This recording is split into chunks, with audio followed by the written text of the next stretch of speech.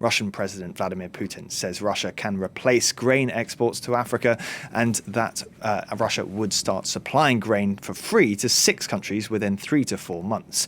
Speaking at a summit of African heads of state in St. Petersburg, the president promised 25 to 50,000 tons of grain for each of Burkina Faso, Zimbabwe, Mali, Somalia, the Central African Republic, and Eritrea.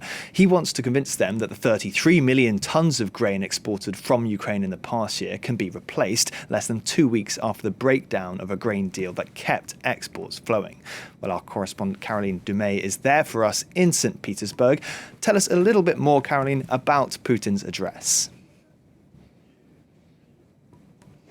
Yes, as you said, it was actually a very broad address. He had a whole rundown of all business that Russia is doing with some African partners, and mainly business in agriculture. And as you said, the main point was this free grain that is going to send to Africa, free grain that should actually replace the Ukrainian grain that some African countries cannot get anymore.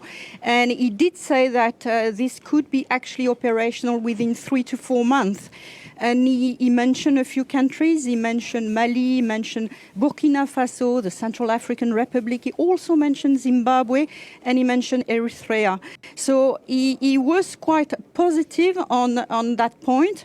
The rest of the statement was very factual, lots of figures on all sorts of sectors, all sorts of promises on nuclear energy, telecommunication, IT, and also the banking system, because to make business with Russia, obviously they have to use the rubles, and the banking system has got to adapt. So he was kind of promising some serious change so that they could trade between Russia and the African continent.